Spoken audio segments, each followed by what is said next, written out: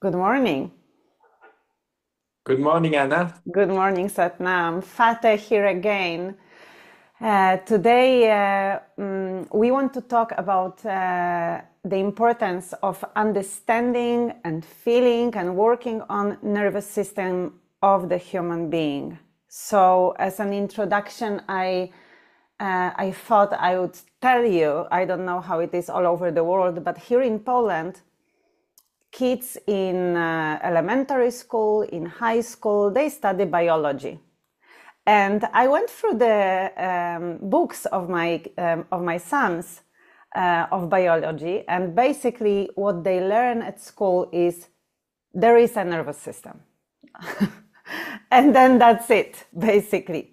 They don't Oh, have anything more. There is, I think, when I talk to the people, when I think of myself, even really little awareness of what nervous system does to us or how to work with it. So you as a specialist, I hope you can enlighten us a little bit on that. yeah. Yes, maybe. Let's hope. Um, yeah, nervous system is very important, especially in the field of yoga, because it's like our capacity to digest the events, the whatever happens to us in our life depends on the quality of our nervous system. So basically, how much we can digest and nourish from life itself depends on the quality of our nervous system. So we talked a bit the other day about digestive system, Exactly. Hmm. inner fire, digestive fire. Actually, our digestive fire that can metabolize our food, our emotions, our sensations, all that we gathered through our senses, this digestive fire can only work properly if the nervous system is in the right mode. It has to be in a specific state of relaxation so that our digestive process happen completely and can do its job properly. So, of course, when we see that from a physical perspective, it looks a little obvious that we need to be, relaxed so we can digest. So maybe like being sitting, being, calm and stuff. Because if we are running, obviously we will not be digesting the same way. But actually, this is the same for everything in life. Yeah, I just That wanted to stop you for a moment because I understand you're living in your, like, we each of us lives in a bubble. Yes, when I look yeah, at the bubbles of the people who come to our studio, for you it's obvious you need to stay calm and breathe and be a little bit more relaxed in order to digest a dinner, for example. For the people it's not so obvious. People with their sandwich over their laptops, it's I see a very sad landscape around me when I look around um, and understand how people really do not understand those basics that for you, for sure, they are obvious, but it's not so obvious in the world. And this is why it's important for us to do our job. So it's obvious and not obvious. yes. That's why I say running, because I Yeah. think everybody is quite aware that when you're running, it's not that easy to digest properly. But I understand your point, of course. Yeah. But basically, this is the same. Whatever happens in our life, Mm. if there are sometimes some what we call traumas, that mean events that we cannot completely digest because they are too strong for too much triggering emotionally and nervously. Actually, our nervous system cannot make sense of it because it's like too much information at once. And those events, the memory of those events stays stored in our bodies, in our cells. And it manifests as tension, it might manifest as inability to sleep properly, many different issues are coming from actually undigested events in our nervous system. And if we want those events to be digested so we can be more open and flexible and adaptable in life, then we need to find this relaxation mode of the nervous system so that we can welcome those memories, those tensions. And this happens when we work specifically with the nervous system, and we know the different parts of it. It's like a machinery, you know. These are pipes, and there are mechanics to it. And when you understand them, you can use specific tools, and yoga is fantastic for that, especially Kundalini yoga, which is specifically designed to unlock certain parts of the nervous system in a very precise way. Then you can allow those memories that are locked in the deeper tissues of the body to come out and be released. And what happens when you start to release those memories is that your natural capacity to digest whatever comes is much bigger, much wider. You have much more tolerance in your system to welcome whatever happens in life. And actually, it is very important because this is where we find our true source of security. The true source of security is to feel from within a trust that we can digest whatever we will face. This is the recipe for freedom. You don't need to change the surroundings. Don't need to control people. You don't need to control your environment, because you know that whatever the circumstances, whatever the environment, and whatever people will throw at you, there is something in you that has the ability to digest it. This is true security. When you're so grounded in yourself that you know, maybe it will take time, but you will digest it, you will recover from it, and you will learn from it. So any experience in life is an opportunity to know ourselves, to dive deeper into parts of ourselves that are still unknown, undiscovered. And this is what we call regulation of the nervous system is allowing us to do, is to feel secure within our own body and trust our digestive capacity. This is the recipe, the basic recipe that the yogis and rishis of ancient times found out, is that they said it 5,000 years ago, and now we are discovering it with the neuroscience. They were very clear. They said Vata dosha, the space and air element, which is governing all the movements in the body, and the nervous system input, all the nervous connections within the body, they are governed by what we call Vata dosha in Ayurveda. And they say Vata dosha is the king, is the ruler of all the other doshas, because without movement, there is no life. Without space and movement, all the other elements, they cannot function, they cannot interrelate. So you see, 5,000 years ago, they say actually it's first in the nervous system, and then you find it in the rest of the body.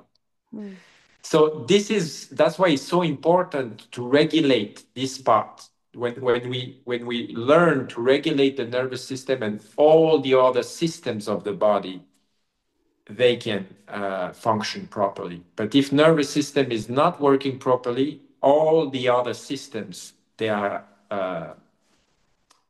imbalance. They don't work properly.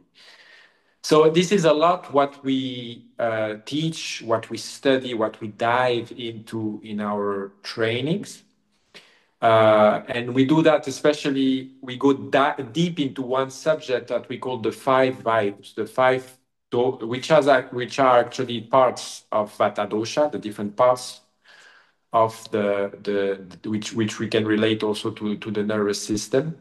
And this study helps us to understand how our body is functioning from this perspective, and how when we can balance those 5 energies, how the rest of the systems in the body, the digestion system, the elimination systems, the circulatory system, the immune system, all the other systems, they can work in balance when those five main energies that are governed by Vata dosha, they are in a proper balance.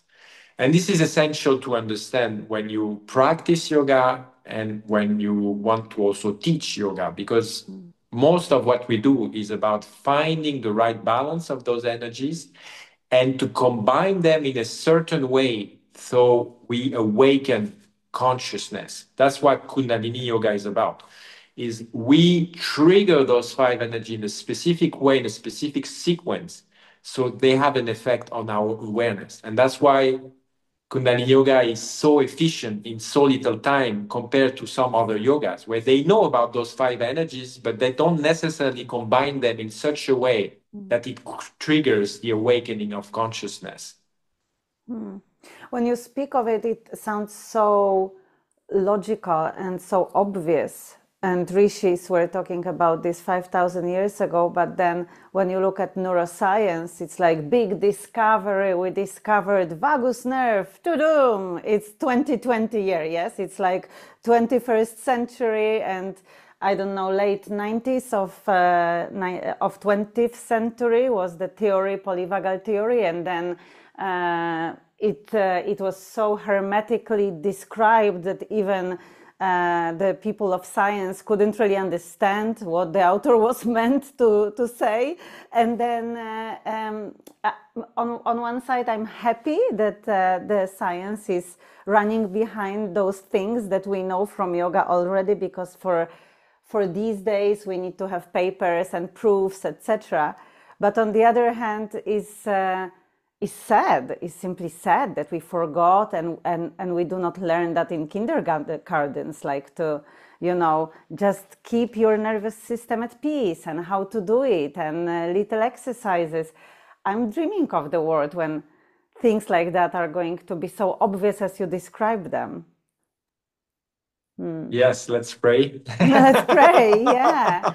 So on this topic of polyvagal theory, you speak a lot in your podcast about it very, very deeply. But if you can give a brief overview of how this nervous system of the human being works, just to show to somebody for whom it is new, for example, it's a new topic, where to look, what to study, where to go deeper, how to feel your nervous system. Because, with this running, and all those layers that we put on ourselves and those tensions that we have in our body, we don't even feel our state of nervous system. It's sometimes just big explosion, like when something goes wrong, and then, I'm calm again. And that's dangerous to somebody and to the surroundings also. So brief lecture about this, what to look into, how to start, where to go.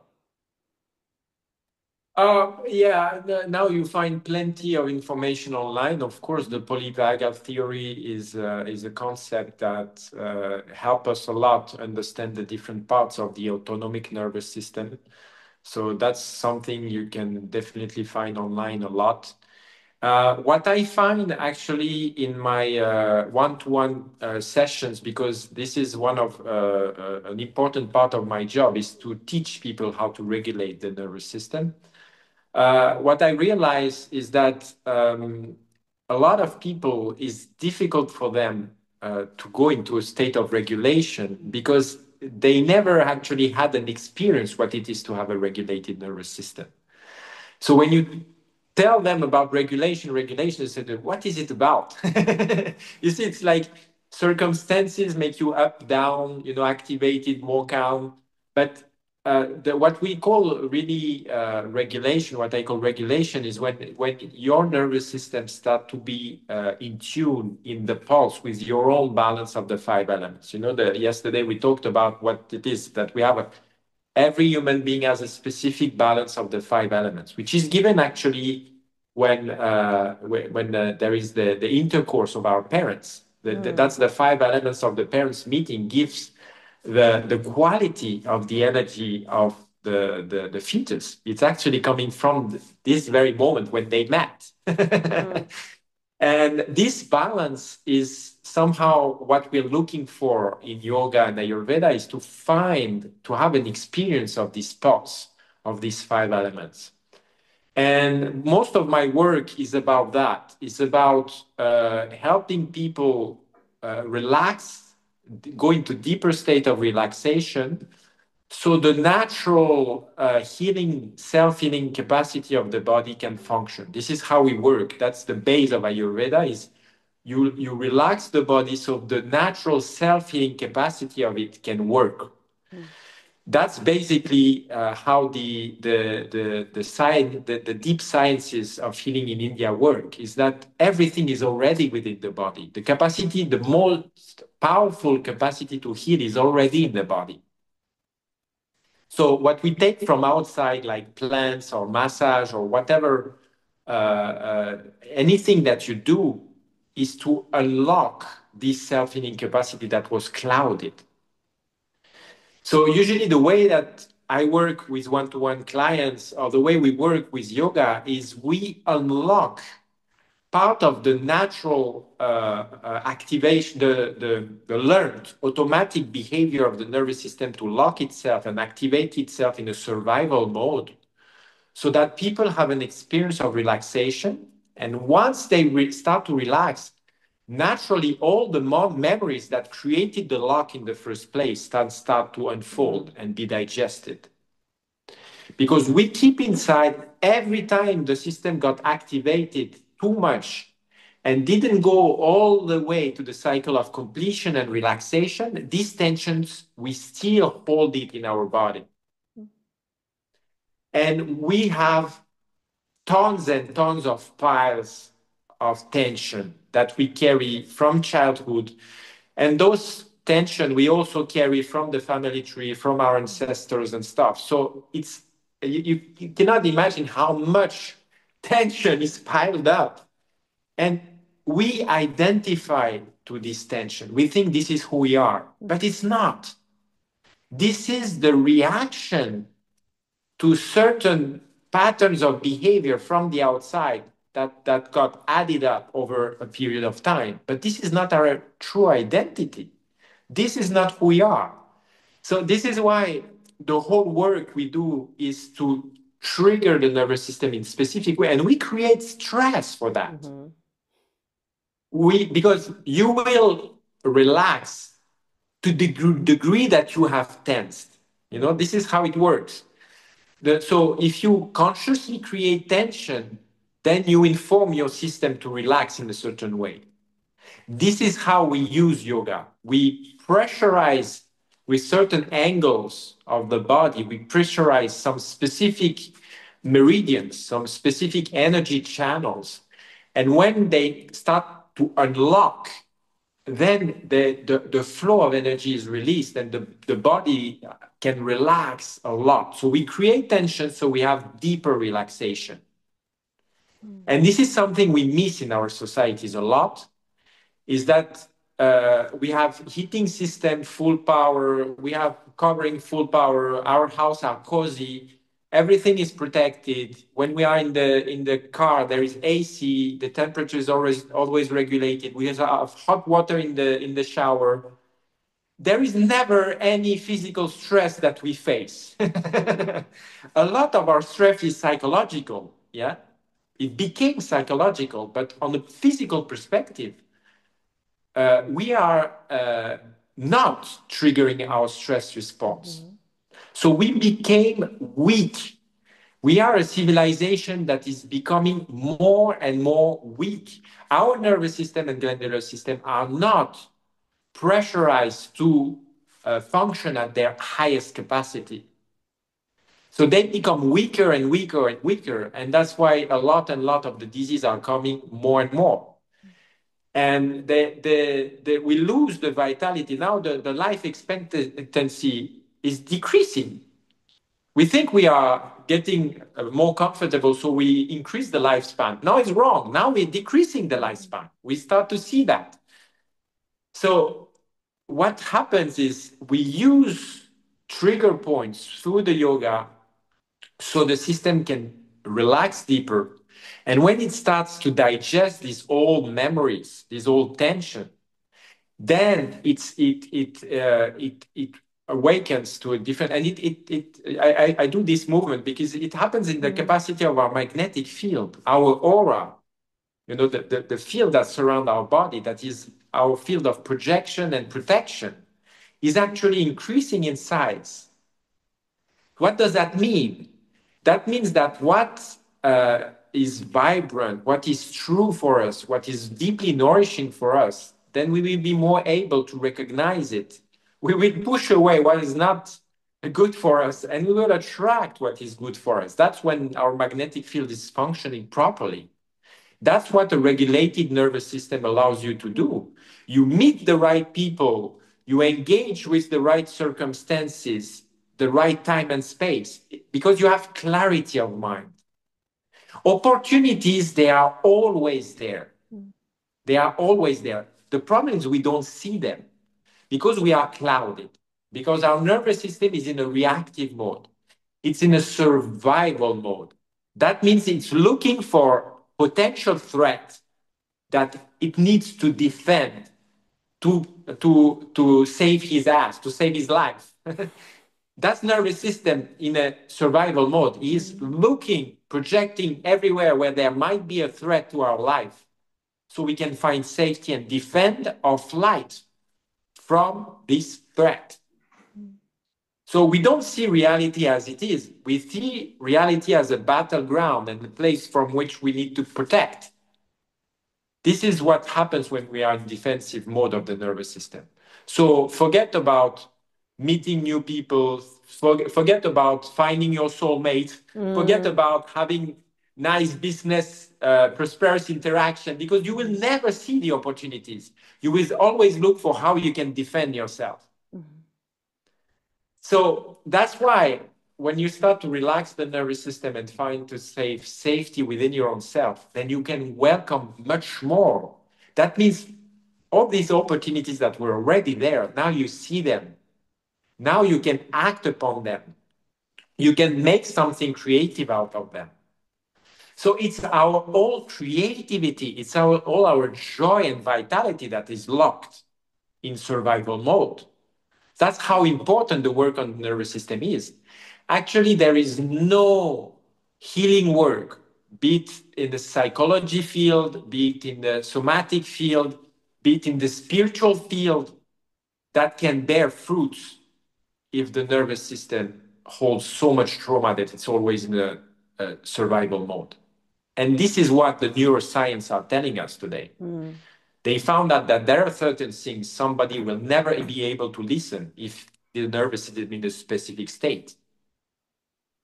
That's why now they study that in psychology schools, that they realize, oh, there are certain things, there are certain modalities, we cannot even start to use them if we know the nervous system of the patient in a certain way. So there are certain tools that are efficient according to different states of the nervous system, of the autonomic nervous system. That's how deep this is going, is that we realize it's not in the head. The anxiety is not, okay, you're too much in your head, you're thinking it too much. No, it's not in your head. It's not about what you think. It's about how your nervous system is maintaining a landscape where there is no other thought than that one that can appear. It's in the body, it's not in the mind. And when you say people, oh, you're stressed, just calm down. No, it doesn't happen that way.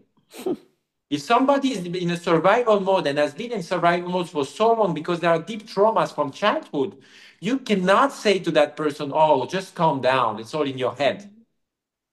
Don't project the worst. No, it will happen until the nervous system is relaxed. So it's useless to say to those people, oh, stay calm. They have no ability to do so. They have no ability to change their thought patterns. This can only happen when you are in a regulated state.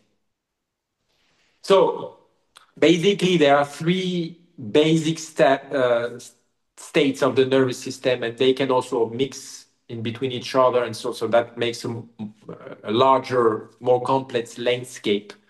But basically, this is how we study that in our work, and we start to study that in Foundation One.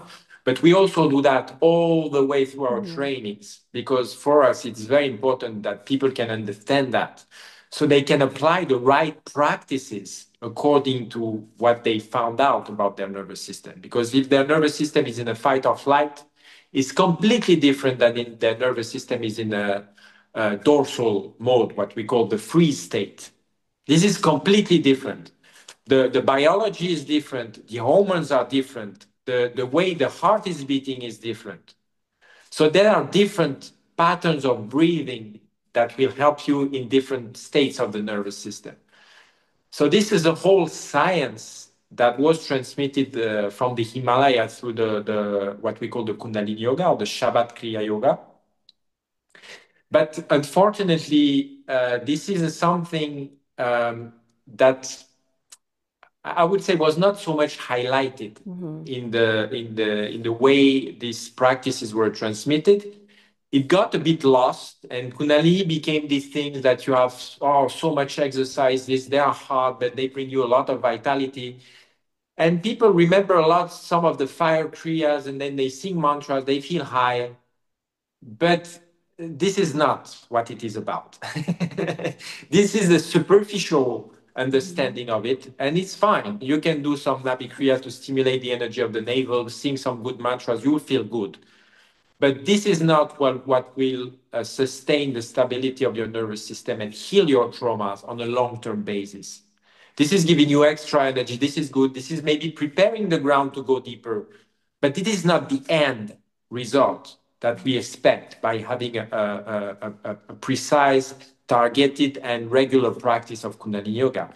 What this yoga is actually giving us is the capacity to unlock the vagus nerve and extend its capacity. So not only we are grounded and secure within our body, but we extend and extend and extend and to infinity this capacity.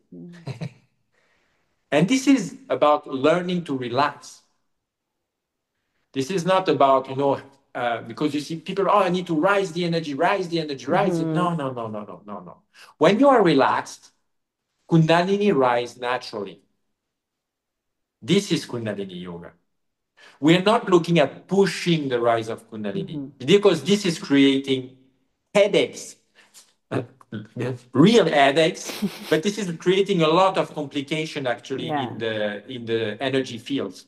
I see a lot of people who are completely messed up because they forced awakenings, sometimes because of breath work, a lot because of shamanic plants. And it creates a mess because it's open doors, but people don't have actually the nervous and glandular capacity to integrate it, to digest it properly and make use of it in their daily life. So this is not what we're looking for in our transmission of yoga. It's exactly the opposite. We learn to relax so the nervous system can handle more.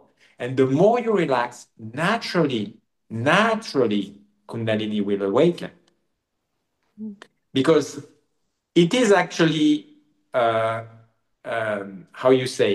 dormant to the degree that you are identified with your survival mode. So the more you unlock the survival mode within you, the more naturally the awareness awakens.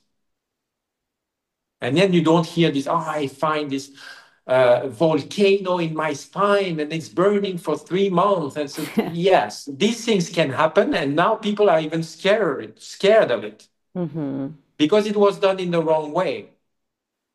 It was not done in an understanding of the energy body, the energy field, the functioning of the 5 vayus, and the understanding of the nervous system. When you have this understanding, the awakening can be very smooth, very natural, spontaneous even. And that's what you see, when you see the deeper teachings of Kundalini Yoga, it's actually what we call Sahaj Yoga. It's a spontaneous yoga.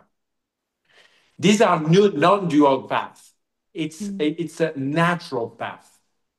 So we use some of the techniques of the progressive path, but in a specific way.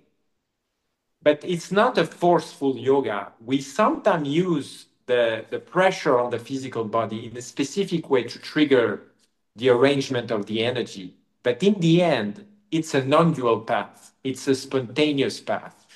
And this is where we are heading, is to bring people in a state of relaxation so that they can handle more in their daily life.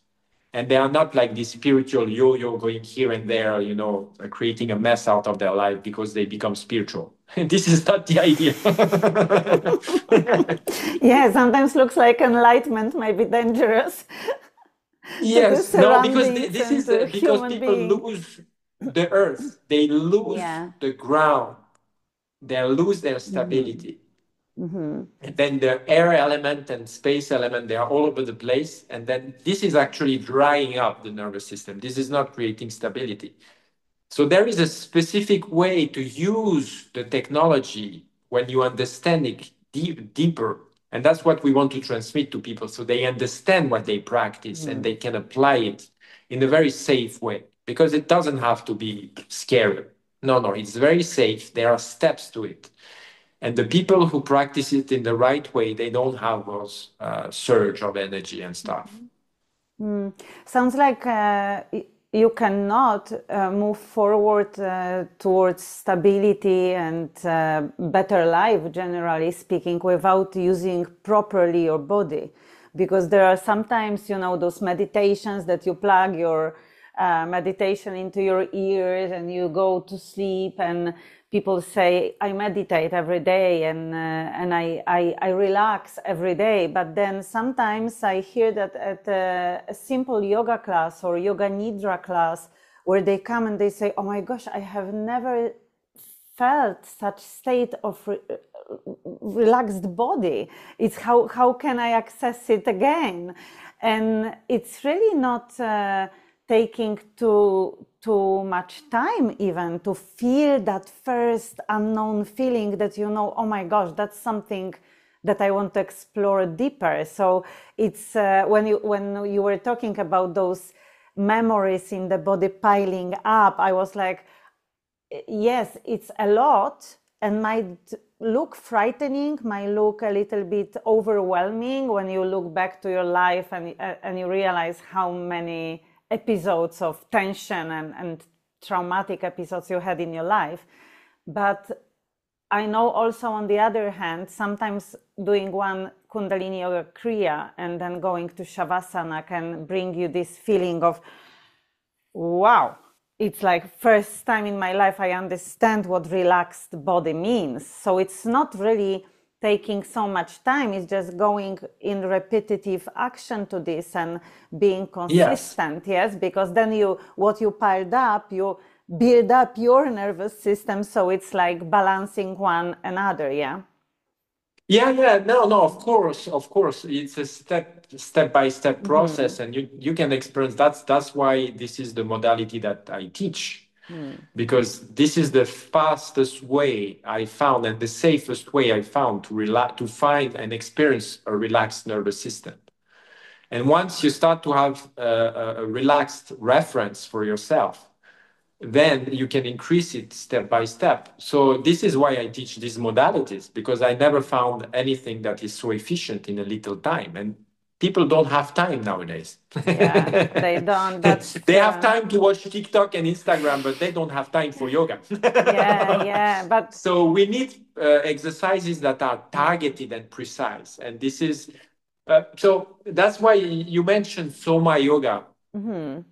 What do we call Soma Yoga? This is completely part of Kundalini Yoga, but as I said, it's like there was this specific exercises working with the nervous system in a specific way to find this deeper relaxation. They were not emphasized or highlighted. So we found out with my colleagues Satmuk and Satsabat that we want this part of the Kundalini Yoga to be more understood. Especially now that we have understanding from the neuroscience, we can explain to people how it relates to those different states of the nervous system. that what we call Soma Yoga is actually Soma coming from, it means the body, somatic. But Soma in Sanskrit also means the regenerative power of the moon. So these are the Soma is like the nectar from which we can deeply nourish ourselves. So it's a cooling in nature, it's embracing, it's receptive, it's all the feminine qualities that we hold in our being, the capacity to nourish ourselves deep, deep, deep. So this is the whole balance between Agni and Soma. Agni is the fire principle. It's active, it's masculine, it's awakening, it's digesting, it's a lot of heatings in the body. It warms the body up. And Soma is the counterpart of it. It's the nourishing factor, the anabolism, is the cooling, it's what grounds us, it's the feminine nature of existence. So they go both in balance and they create the whole world. This is sun and moon. So what we call Soma Yoga is this part of Kundalini Yoga that addresses the more awareness, sensitivity of the physical body and everything that makes us more grounded and that is cooling in nature in the way that it's helping us being in contact with our feminine moon nature within us. So what we call it Soma Yoga is also that we take from Kundalini Yoga all these exercises that are specifically working on relaxing these survival reactions and allowing the vagus nerve to relax and bring us into this state of rest and digest. Okay. And these exercises usually they work with a lot with the breath, sometimes the sequenced breath also. And this is how you can target directly the sympathetic nervous system and hold the tension that is there to release. You can specifically target the parasympathetic nervous system, either in the rest and digest mode or also on the freeze mode. These are all different exercises according to the different sequence of the breath, the different mudras that we use. We can trigger those different parts and find balance. Wherever we are, whatever traumas we went through, there are exercises in the tradition that can help us find balance. So that's one part of Soma Yoga. And the other part of Soma Yoga is also just this deep capacity we have to just listen to whatever is there within our body. Don't need to do so much. You don't need to force yourself to put yourself into crazy postures. You just need to put your hands in certain places and just listen. And the natural intelligence and, as I said, self-healing capacity of the body will bring up the information and allow your system to release whatever is ready to be released. So that's also what we call Soma Yoga. This you could say, a more grounded, body integrated approach to Kundalini Yoga. It has been there somehow all the way in the tradition, but it got a bit sidetracked by the way Kundalini Yoga was transmitted along the years, because sometimes the exercises, they are said to be done in a fast motion. You have to hold postures for a long time. So often when you talk Kundalini Yoga to some people, they think this is this hard, difficult yoga that you struggle, you have a lot of pain, but in the end you feel good.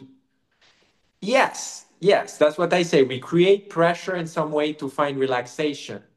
But this is just, you could say, somehow the first step of this yoga, that you unlock the nervous system and through the physical body, you find the balance of the 10 bodies, the whole psyche, the totality of the psyche. But when you dive deeper in Kundalini Yoga, this is stabilizing and deepening the space of shunya, what we call shunya, the 0 point. And basically what stabilizing the 0 point means is just you do nothing. You just do nothing. This is shunya. That means zero. Shunya means zero. So all Kundalini Yoga is just getting at one thing, to teach ourselves to stay in the 0 point, where you just be and don't react to anything. You just allow whatever is there to be. This is the purpose of Kundalini Yoga. And when you are there, not moving, and you allow reality to be as it is, this is shunya. And this is, you could say, the preparatory phases of Kundalini Yoga. This is to stabilize and have an awareness. Oh, this is shunya. And then once you recognize the state of shunya, you stabilize it, you deepen it, you deepen it, you deepen it. And this is more of a, you could call it a moon yoga, because this is embracing all the facets of the moon and the variability of all the different kinds of emotions and different facets of life that are there. So this is deepening, and being more able to welcome whatever is there. So this is what I call sahaj. This is when you stabilize shunya, then you can allow everything that is there to inform you and transform you. This is how the tantric paths are working. They are not like focusing and targeting to an objective through, putting the body in a strenuous and ascetic position. No, it's the capacity to be so open that everything in life is a source of teaching. These are the tantric paths, and Kundalini Yoga is part of that. And the problem, this is how I learned it from my master. This was how he taught it, but this part of the Kundalini Yoga was transmitted to him only, and a lot of people didn't get that part. So they stayed in the this crazy exercises, focus. I'll be rich. I'll be projective, and I will create my reality and stuff. No, this is American dream sold kriyas, which just this has nothing to do with yoga. This is nothing to do with yoga. This is business people who used yoga to trick people, to tell them you will have a better life if you do this, you do like that, you will be more rich, you will have a nice wife, nice kids, whatever. This is not yoga. This is law of attraction, whatever you call it, that they do in the spiritual self-development coaching styles circles. This is not yoga. Yoga is to open your nervous system so much that whatever is there, these very simple things of life, you see that with such a depth that you are amazed just by breathing. Naturally, breathing is like, wow. Because when you really feel the breath in all your cells, this is the most amazing thing. You don't need to visualize the Ferrari and the bills that are prepaid, because you manifest the life that you deserve. Forget about it. This is prison. This is prison. This is not freedom. Yeah. Freedom is to be so contented with breathing that you are in ecstasy because of it. This is Tantra. This is yoga, the way we see it and the way we learned. And not everybody sees Kundalini Yoga in this way, and I think it's a pity, because these techniques and these teachings, this is where they can bring us if they are understood properly and taught properly.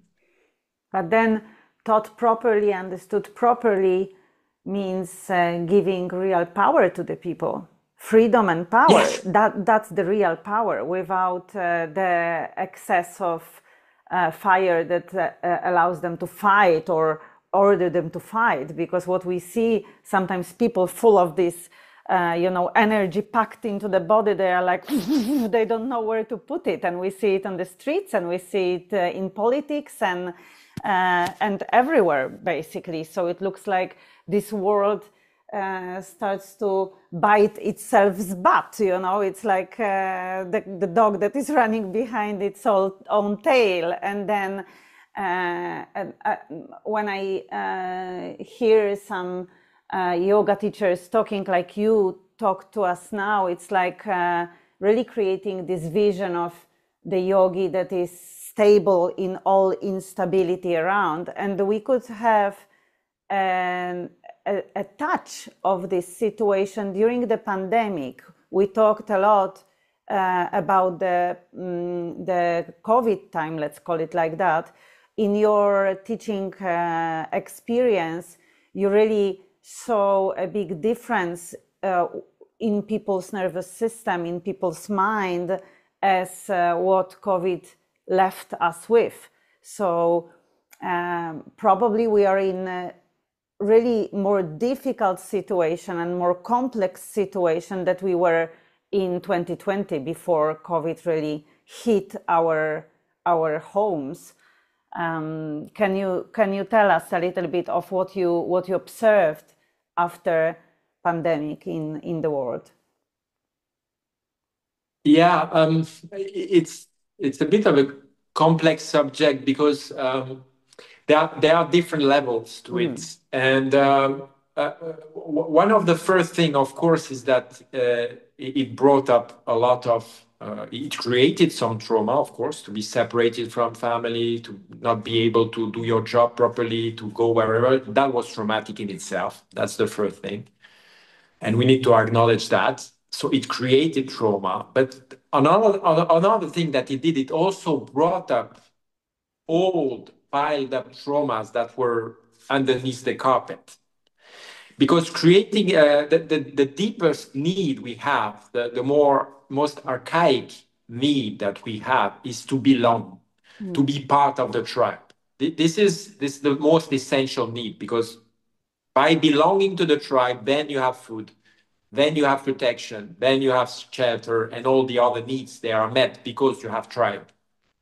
So what happened in the COVID time is the pandemic broke this system of belonging in some way, and it triggered deep memories in our survival system.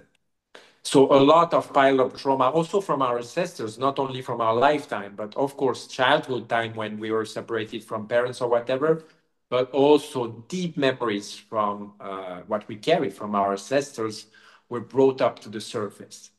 So on one way, it increased the tension in the nervous system in such a way that if before you could consider you were not traumatized, it's like after COVID, everybody is traumatized. I would say anyway, everybody holds some amount of trauma. But what the psychologists discovered, and we don't talk so much about this, but you need to see really clinical psychologists start to put words on it. And they say before COVID, we were into more neurotic structures. Now, since COVID, there are psychotic structures, which is a big difference, because neurosis is like you just deny part of yourself and it manifests in a weird way, but you still find some way of some balance, you know. Psychotic structure means you need to start to create an alternate reality to face whatever conflicts you hold within yourself. And you start to be dangerous to the people around you also, yeah? Psychosis means the shared reality is not so much there anymore. You're so much in your bubble that you create hallucinations. Basically, if we, that's a lot of separate, but somehow what happens now is that there's more and more borderline structure that are kind of in between. And it's like it's more and more difficult for people to hold themselves and to hold their emotions. And so what happens is that's one level of it. So on one level, we are even more traumatized and it's even more difficult to handle whatever is going on within us. But on another level, we are also in an era where people get so much sensitive. More and more people are sensitive to energies, to astrology, to the cycles of the moon. We see more and more people that say, I am so much sensitive, too much sensitivity and stuff. So more people are open to subtle dimensions of informations. Yes. So we have these both at the same time, more sensitivity, and at the same time, less and less capacity to digest, because we are already full of so much tension that we don't know what to do with. So this is what changed since 4 or 5 years. is you find out that there are people, they are already ready somehow with, there are sensitivity for the deep teachings because they want to go straight to the point. They have no time to waste with 5 years of, turning around theory and stuff that don't work. In the school of mysteries, you would study esotericism for years and years and all in the mind and stuff before you have some practices or stuff. But people don't want that. They want things that work because they are sensitive and they know. They can see when you say something, do you have the experience of it? They want the experience. They don't want the blah, blah. So that's one point. You cannot lie to people anymore in some way. Second thing is, at the same time, they have no capacity to digest because their nervous system is such in a survival mode that it's like they want to listen to the deepest stuff, but their ears are plugged also. So it's like, oh yeah, teach me. Dramatic vision that you're sharing here with us. But yes, that's so true. This is weird, but this is what is happening. It's like there is paradox there. There is paradox. So we need specific ways to target the nervous system so people can start to relax, open their ears. And then very fast, transformation can be very fast because very fast you can go to deep layers. That's the beauty of what we are going through. Is what needed 10 years, 20 years ago, you can do maybe in 10 days today if you have the right tools. So that's the beauty of it. More and more people go crazy, but also more and more people can find access to the direct path somehow. But you need to be aware of how the nervous system is working for that. So this is the beauty of it. This is the beauty of it. And what we are going through also now is that collective things is not working anymore. It's like we need to come back to the individual and process from your own individuality, process whatever is not digested, find clarity, find stability, find security, find your creative flow. And from that space of regulated nervous system and creativity, then you collaborate, you find areas of resonance. And then you can build strong communities from this shared resonance. But communities that are based on, a belief system, like religions. Religions, they need to fight more and more to, to blind the people, but they are collapsing. They are collapsing because people want the experience. They don't want to hear what will happen after death. They want to have an experience what it is to be truly alive. We are fed up with beliefs. We have too much and we cannot digest them. We want the experience today. So that's why yoga and the science that really work directly with the body are so valuable today because they give you the experience that don't give so much talk about it. And to sum up this conversation, just for you guys who are interested into studying with Ajai Alai Awakening School, with Fateh, with Sat Sarbat, with Satmukh, we are bringing this training on Shadow and Inner Child in October to Poland. It's open to every nation, to everybody. The place where we go is big and will be cozy for even, 40 people, 50 people. We can handle that. So join us, simply join us for your healing. And if you want a longer journey and more in-depth experience, and you want to learn how to share those techniques with other people and help other people, in March next year, 2026, we are going to start the foundation program that we already talked about in our previous conversation, that I'm going to link to this conversation, so you can find everything what you need, basically, wherever you are. And even if you are already helping people, doing some work with them, you're a psychologist, you're a somatic experience therapist, wherever you are, I'm sure that this training is going to structure your knowledge, structure yourself, structure your body, structure your nervous system, so you're going to be able to help even in a smarter way, simply, and faster, and understand better the people who surround you. So my huge invitation to everybody to join these trainings. And Fateh, if you can just say, when you talk, I'm like, one part of me is saying, I need to call him for a one-on-one session. And because when you talk, it's like so many things awaken in myself. It's like, do I really know how to relax after those 10 years of Kundalini yoga? I still feel that there is part of me that cannot relax properly. That's so funny, yeah? That you feel sometimes like a finished product, and then you discover, oh, that was just the beginning. I can do more and more and more and live better and better and better. So I'm hungry to live better, when you speak to me.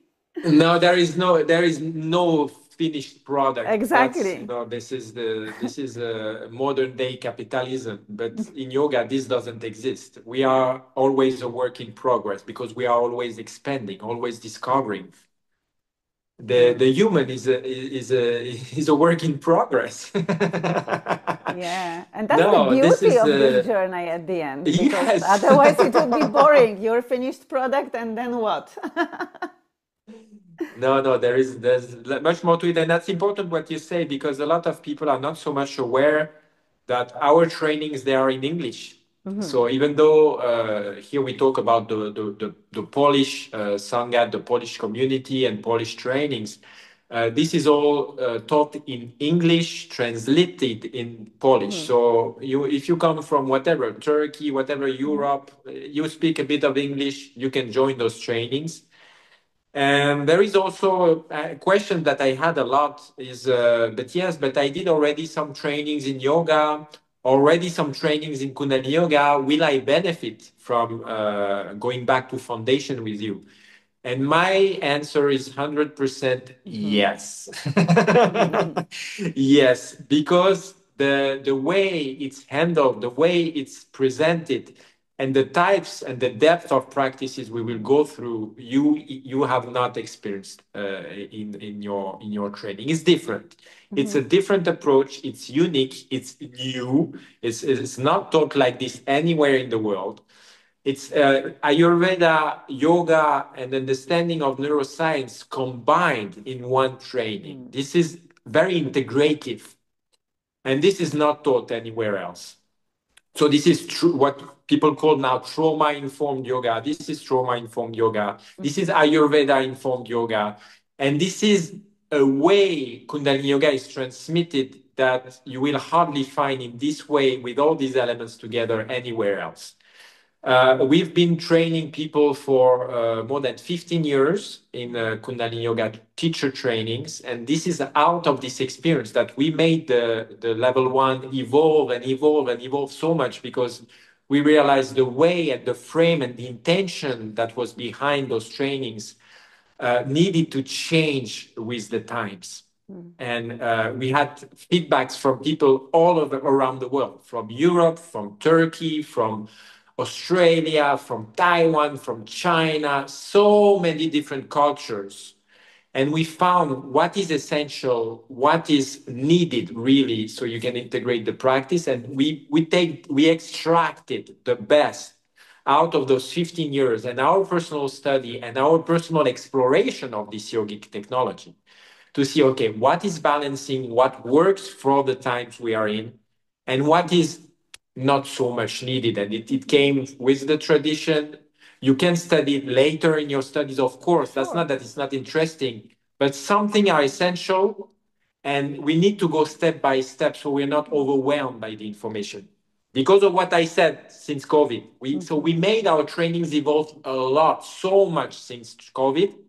And at some point we realized, no, but this becomes so far from the academic study with the book. We need to have our own training so we can really serve people better. So that's why we created a training that is specifically designed for the needs of our times. And it's also completely in line with the tradition. It's not that we do our own thing and we invent stuff. This is not like that. We clarified the teachings, made them really clear, to going straight to the point, essential, so that they can be understood and integrated the best for the people. That's what we did basically. Fantastic. So if somebody wants to join you for a one-on-one session, where they should contact you? Where to find for you one-to-one best? sessions. Yes. So what I do on one-to-one is basically I help people when you have some ongoing patterns that you see. You've done many things, but the patterns, they are still there, and you still suffer from them.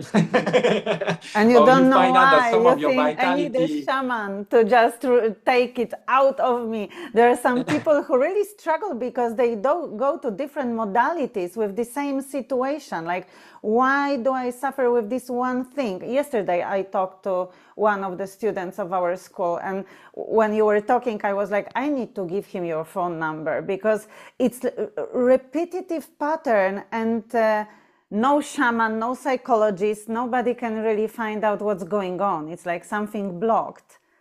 And then when I talk to you, I know that you see them, because it's like people, when talk to you one-on-one, they say you're like going into down there to their feet, inside their body, and scan from the bottom to the top, and you feel like naked. And that's an amazing feeling, because finally somebody can say something to me.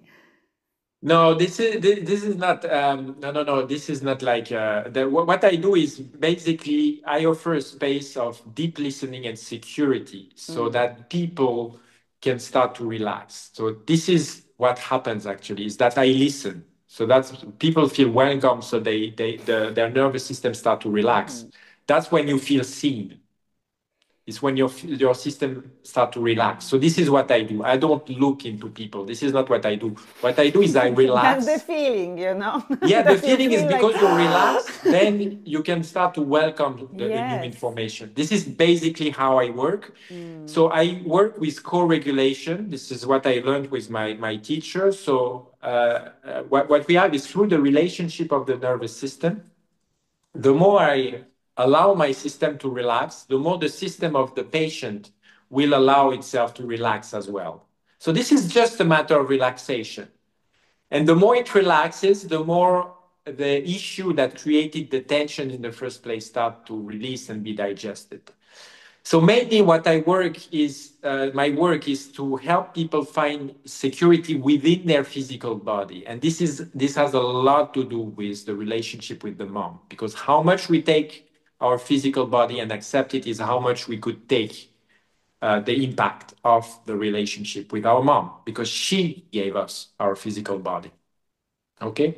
So that's why my work sometimes work where other works didn't work. Doesn't mean it's better. Sure. That doesn't mean it's better. It's just that sometimes some work, they are not, you cannot see the results in your life because you're not completely into your body. And when you're not there in your body, you cannot receive the gifts of all the spiritual practices or healing practices that you do. So some people, it's not that their work is not the spiritual work or healing work they're working is not good. It's just that they cannot really benefit from it because they don't allow themselves to be into their body. So that's a lot of my work. So sometimes, of course, it goes when people go into I have a 5 session coaching for regulation that I call Soma coaching. With 5 sessions, we have enough time. In the first 3 sessions, we really dive into this co-regulation, relaxation work, so we can unpack some of the significant traumatic event that we hold from childhood. And sometimes it go even to the womb, back to the womb, because there are some traumatic events already there. And then 4th and 5th session, people get practical tools to recognize the state of their nervous system and to learn to self-regulate, to learn to regulate themselves. But first, you need to kind of unlock some of the deep traumatic events so you find what it is to be secure within yourself. And I have a lot of people, when we go to that point, they say, oh, but can we live in that state? I didn't know it was existing. Yes. And I tell them, yes, this is your normal state of being. And they have no clue it's possible. It's like you bring them to a place like, is this possible? Like it's a dream. Yes, it is not only possible, but this is where we are supposed to be. Before you're there, you're not human. You don't start to touch what humanity is about. When we are in survival, this is not being human. We just go with circumstances. That we start to be human when we start to be regulated and we can start to welcome things as they are. And then fifth session is when you start to regulate yourself and have the tools to, when you are activated, go back to normal, go back to security. Then we start to see how you can manifest a life that is in line with your nervous system. Because the problem is when you start to regulate yourself, you realize the life you created is not the life you want. It's the life of survival that matched with the survival mode that you created. But this is not the life that you're willing to have. This is not the expressive, creative life that you have the desire to manifest.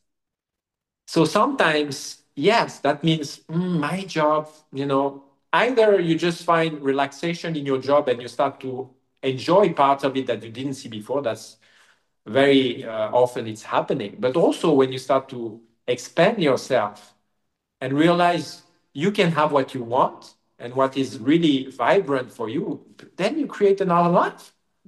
Of course, you create the job that of your dreams. Why not? This is the capacity you have when you are regulated. Why not go for the dreams, the highest dreams? Why not?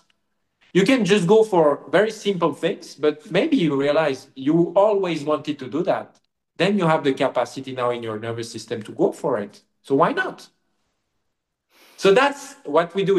Usually the last sessions, we go more for, okay. So for example, I have one person, she was in a whole process of, she had a shop, she was selling stuff and it was heavy on all levels.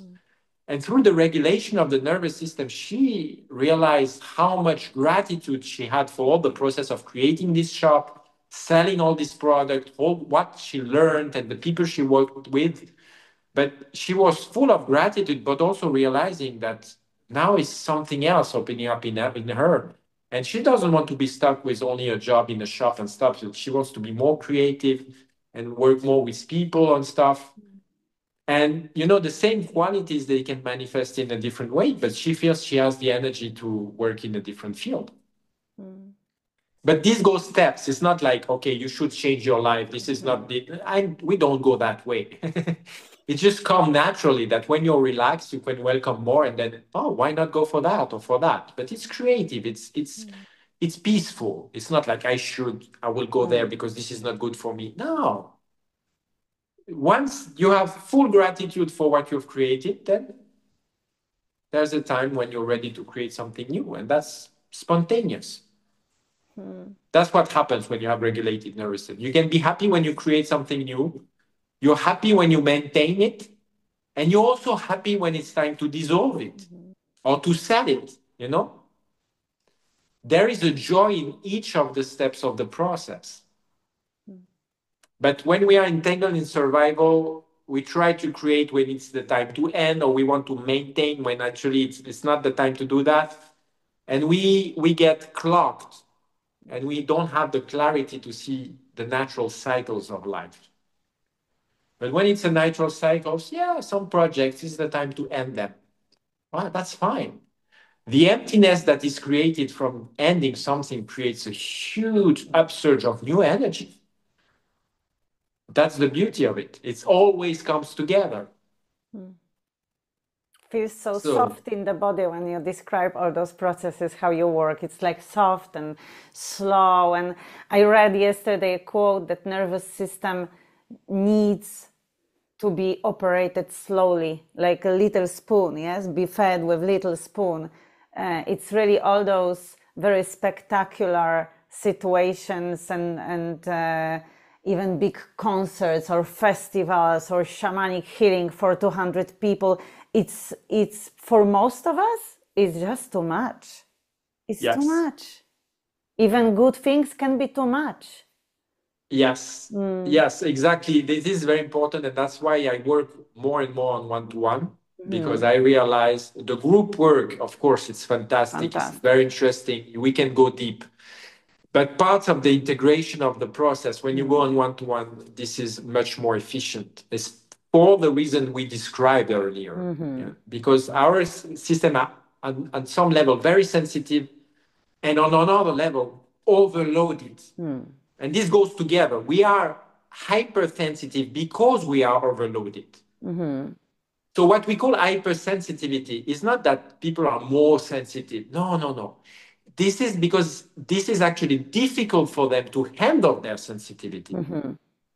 So this is the main work that we do, is to allow people to stabilize the nervous system so they can digest the information that comes with their sensitivity. But actually being sensitive is the natural being of everybody. We are, as humans, very sensitive beings, infinitely sensitive. So it's not like that some people are and some people are not. Of course, some people have more earth, some have more ether or akash. So there are different kinds of expression of the sensitivity, of course. But everybody is sensitive. That's the common ground of every human being. Through sensitivity, we navigate in life. Through sensitivity, we pick the information and we act upon it. So now today, what we call hypersensitivity is actually a lot of parts of it that are numb. So each time we have new information, because the system is already overloaded, it looks like it's too much. But the too much doesn't come from the sensitivity. The too much comes from the overloading of the nervous system. So what we want is to digest some of this load that is there, so we can relax and take more of this information, and we can allow this sensitivity to inform us, to take the right decisions, to take conscious choices. But of course, life is sensitive, extremely sensitive. And the more you practice yoga, the more sensitive you become. The more refined your nervous system becomes. So the more your sensitivity goes in deeper, deeper layers of your being. This is yoga. You don't only see the tree. You see the breathing of the tree. You see the energy of the tree. You see the impact of the tree on the other trees around. You see the impact of the tree with the other plants that needs the shadow, the shade of it. The other that resonates. You feel the magnetic fields, that everything is interconnected. This is sensitivity. This is what we are supposed to be as human beings, aware of the interplay of the magnetic field of all that is alive. So the problem now is not our sensitivity, is that a lot of the information we took in from that sensitivity, we did not digest. So we need a new digestive fire, stable nervous system, groundedness, like the earth's roots. We need so much people lost the root connection with the earth. And that's why a lot of people that are very, very much creative, they have a lot of inspiration, a lot of ideas. They cannot be prosperous from that input because they don't have the interlock with the magnetic field of the earth. If you don't have that, you can be the most amazing person in the world. You will never feel nourished by your own creations. You can serve everybody and maybe you don't have enough money on your bank account because this is earth field. You can create, and also you create a cycle, a mudra, when earth and sky and earth are both connected, then your magnetic field is complete. That means you have joy to serve the people, and you can also nourish and nourish deep your being from that. You give and you receive in a balanced way. This is when sky and earth are balanced within you. If not, you will end up in burnout because you give too much and you never feel satisfied. And that doesn't mean you're not very creative. Doesn't mean you're a bad person. That doesn't mean there is anything wrong with you. That just means your nervous system and your magnetic field are not balanced. It's very simple in the end. It is. That's the paradox also, yes, that we can use an infinite number of words to describe what we talk about, but at the end it's so simple.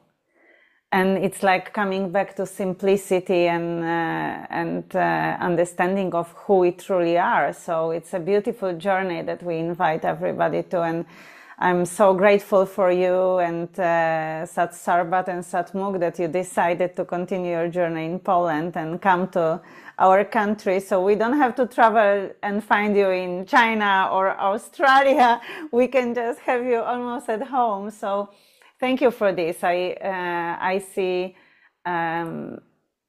big things behind the Polish Sangat here and in front Polish Sangat here around Ajai Alai School, because how we also start to relate to each other, the group that we create together, and how all the relations work. It's like new world. It's different base for human being interactions that we create. So we're creating something beautiful here together. So thank you for that. Thank you, Anna, for being the ground now in the ground in Poland for us. That's grounding myself, you know. That's really funny because I was really not really very well grounded, and then from the moment we started to build your trainings here, I feel so much grounded and really precise. Like I'm back to my business qualities also, but on another level, which shows me also the effect of the work with you. So it's sometimes, you know, when you feel it in yourself, you can be really the best advocate of what you're talking about, because I went through this change and went through this deeper understanding of myself, and also I see those qualities, how they work every day inside myself and around me, thanks to that. So thank you. Really, thank you so much. So we're going to end this conversation. Thank you, Fateh, for this 1 hour and a little bit, and see you in Poland. See you very soon. Thank you, Anna. Thank you very much. Thank you.